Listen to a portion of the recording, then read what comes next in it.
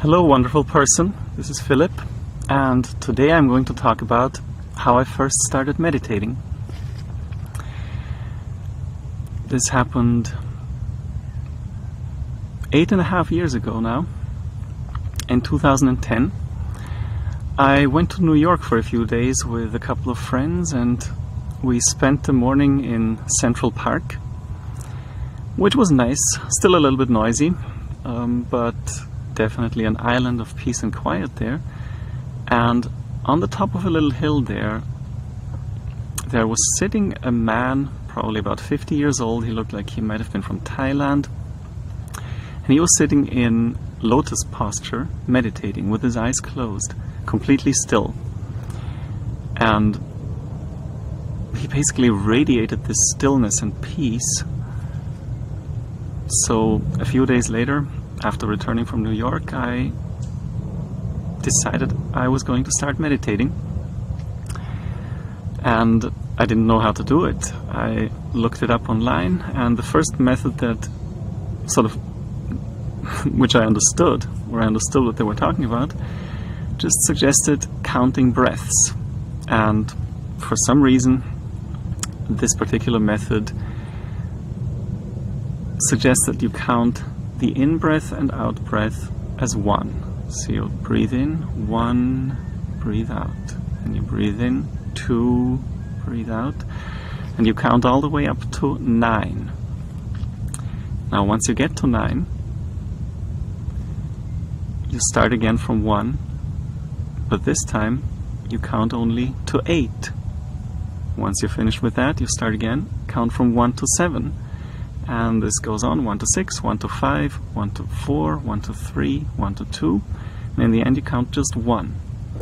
And when you're done with this whole cycle, you start all over, 1 to 9.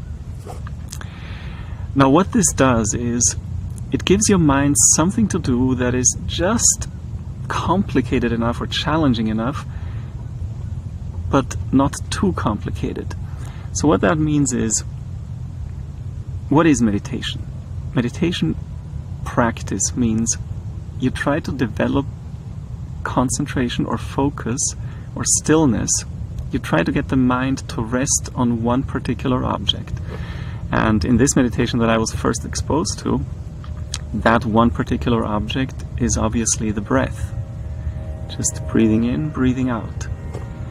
Now, if you've never meditated before and someone tells you, just focus on your breath, what's probably going to happen is you might pay attention to your breath for a second or two, and then you'll hear something like this airplane. Don't know what it's doing exactly. And you might start thinking, oh, it's an airplane, I don't know what it's doing.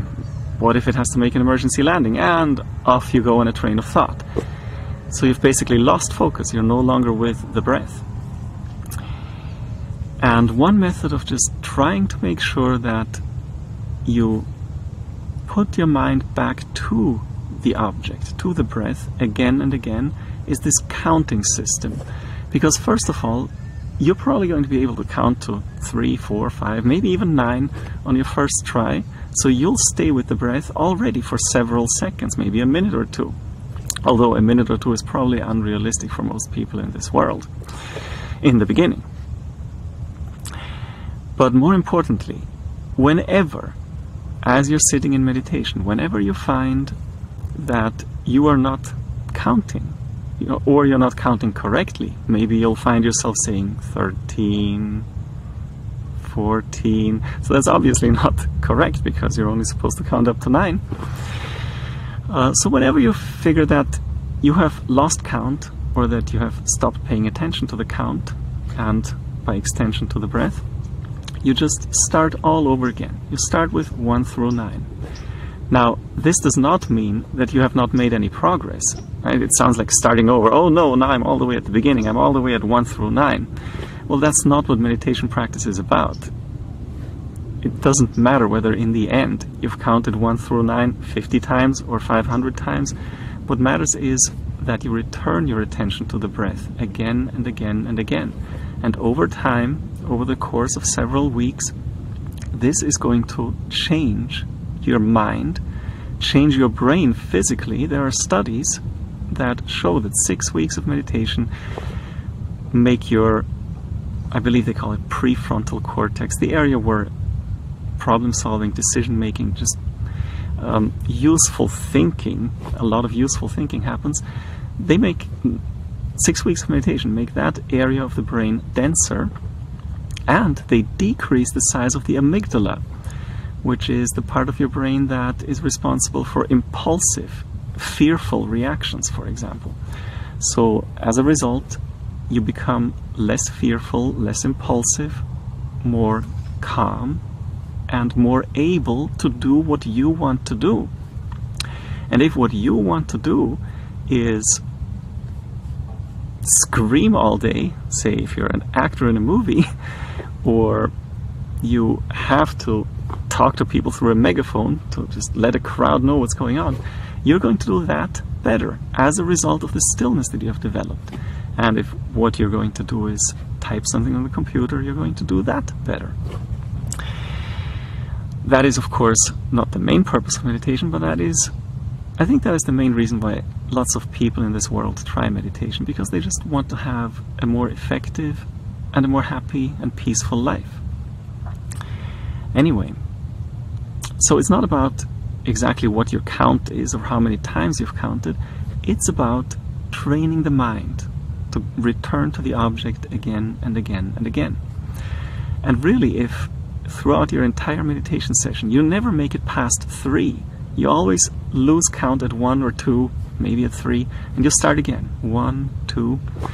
That is actually a very productive meditation session, because you keep doing that. You keep putting your mind back, placing the attention back onto the breath. That is what it's about. It's like when you first learn to ride a bicycle, when you really think about it, you learn a lot more from each time you fall than you do from just doing it and not falling. Yeah, of course the goal is to do it without falling, but the learning happens when you fall, because then you realize, oh, this is what I should not do, and you get back onto the bicycle. Or in the case of this breath meditation, this breathing meditation, you get back onto the breath. Anyway, this is the basic method, and with just this method alone, doing it every day, and in my case actually doing it maybe 2 or 3 times a day. There were some days when I did it 5 times a day, for like 3 to 7 minutes each, because that's all I could do in the beginning. But if you just do it at least once a day, or better yet, twice a day, after a couple of weeks or 3 weeks, in my case it was, I think, about 20 days, you will notice something. You will definitely notice an effect. It'll be very clear to you that there is something happening. And that is just the beginning of it. And in future videos I tend to talk a lot more about which ways you can go with this foundation of meditation, and what all you can do, what all you can discover, and really what all you can transform your life into by just starting a basic meditation practice like that and building on it. Now, for an absolute beginner who has just received these instructions and is going to try to do it, to implement them, the single most important piece of advice that I would like to give you is do it every day. Don't skip even one day out of the week. That is huge with meditative practice. If you can do only 3 minutes one day, do 3 minutes. If you can do only 10 seconds, do 10 seconds. But have the intention and act on it every day to have at least a little bit of meditation. That way you'll discover for yourself that there is something to it, and then you'll seek out more information and your own path will unfold. Anyway, I hope you enjoyed this little talk that I just gave about pretty much the most beneficial thing I've ever done in my entire life. Be well, and I hope to see you in a future video.